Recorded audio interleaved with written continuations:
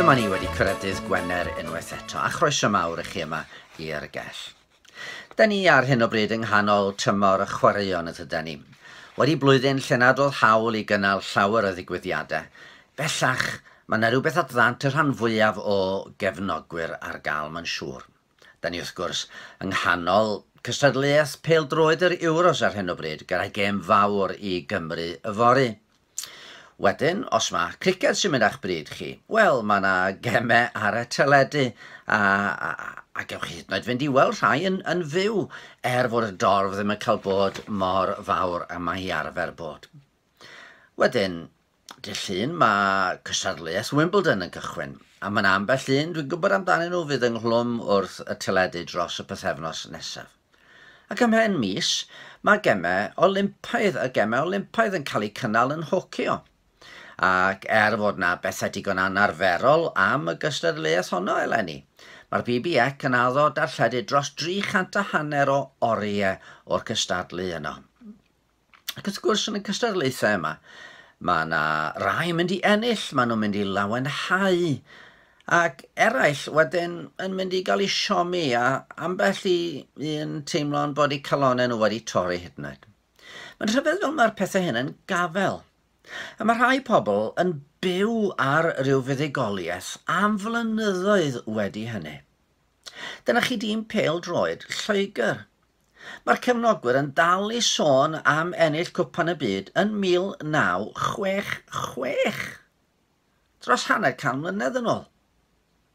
Ceir rhaglenni teledu am y chwaraewyr, ail ddangos y goliau gyda'r hen ymadrodd enwog hwnnw, they think it's all over, it is now, yn cael ei chwarae drosodd a throsodd. Yna, wel, os holwch chi unrhyw un sy'n gefnogwr I dîm rygbi'r Scarlets, bydd I ddim yn hir cyn y clywch chi am y gêm ym 1972 pryd y curodd Llanelli yr All Blacks. Rywsut, mae'r fuddugoliaeth mor bell yn ôl yn parhau I roi gwen ar wyneb balchder ymron y cefnogwyr. Maen nhw'n dal I fyw ar y fuddugoliaeth honna. Ond dwi ddim am leihau'r campau mae gwahanol chwaraewyr wedi cyflawni. Na thyniodd I ar y llawenydd maen nhw neu cefnogwyr yn ei gael.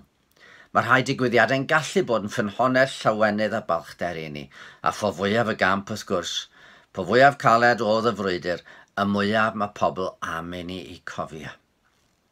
Mae yna sôn am fuddugoliaethau enwog yn y Beibl. Dyna chi Joshua a Chener-Lisel yn mentro I mewn I wlad ar y ddewyd a dinas Jericho gyda'i muriau uchel yn ei wynebu. Ond y muriau yn y dymchwel ac Israel yn meddiannu'r wlad a'r fuddugoliaeth yn dod I lawr drwy hanes I ni. Neu wrth gwrs, beth am y gystadleuaeth anhybygol honno, rhwng Goliath y cawr a Dafydd y bugail bach.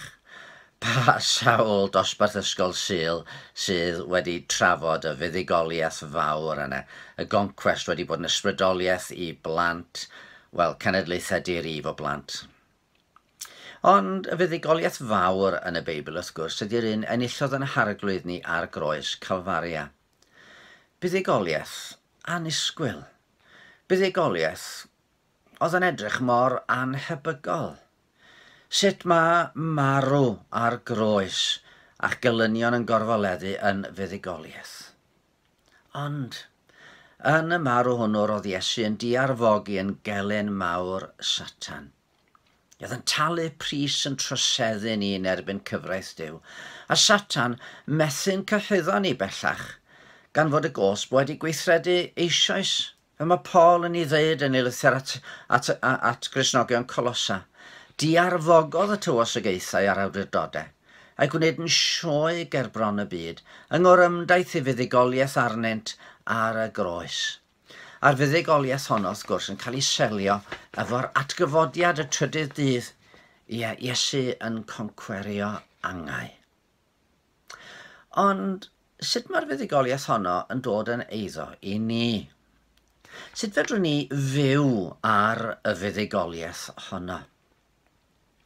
Wel, ateb y Beibl ar un olwg ydy ffydd. Trwy gredu fod Iesu wedi dwyn yn beiau drosto ni, a hynny'n yn dwyn I fewn I berthynas fywiol a Duw. Rwan, mae ffydd yn fwy na jyst credu rhywbeth yn dydi. Mae ffydd yn mentro ar rhywbeth. Dwi'n credu bod tîm Lloegr wedi ennill cwpan pêl-droed y byd yn 1966. Ond diolch yn effeithio dim arna i jyst rhyw gred, rhyw ffaith sydd yn y meddwl i. Ond mae ffydd yn Iesu yn golygu mentro arna. Chymod, fe ddydodd Iesu, nid pawb sy'n dweud wrthyf arglwydd, arglwydd, fydd yn mynd mewn i deyrnas nefoedd. Mae'r ffydd sy'n achub yn golygu newid cyfeiriad. Mae'n golygu newid yn bywyd ni. Dynnu o ganlyniad i'r hyn nath Iesu yn cael yn hynna'n, nid yn unig yn derbyn bywyd, yn derbyn tregaredd, yn derbyn maddeuant Duw. Ond dyn ni rwan yn gorfod, wel, dyn ni'n dewis, dyn ni isio dilyn yn harglwydd, ble bynnag mae yn harwain ni.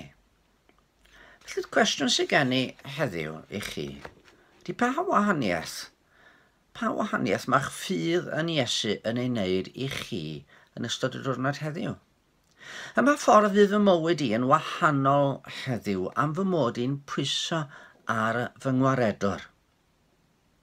Un o'r brawddegau hynny, ysgrifennodd Ioan, y disgybl annwyl, yn ei henaint, yn ei drydydd lythyr, mynd bach nad oes llawer o sylw'n cael ei roi iddo fo, ond un o'r brawddegau ysgrifennodd o fanodd hyn.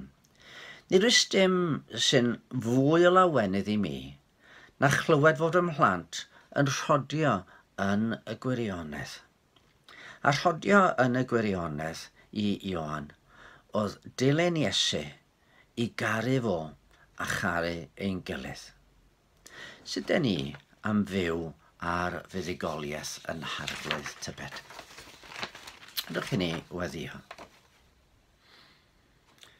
Dacw gariad, dacw bechod, heddiw ill dau ar ben y bryn.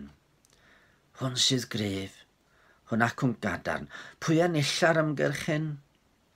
Cariad, cariad, welai'n perffaith gario'r dydd. Ffydd, dacwr fan a dacwr pren yr hoeliwyd arno dwysog nen yn wirion yn fy lle, y ddraig a sigwyd gan yr un, cans clwyfwyd dau, concweriodd un, a Iesu oedd efe. Arglwydd, heddiw ysgwelid i fy'n dda, nid i beri bod buddugoliaeth Iesu yn fwy na ryw ffaith dyn ni'n ei gredu o'r gorffennol, ond yn rhywbeth dyn ni'n gallu byw arno fo yn ystod y dydd. Amen.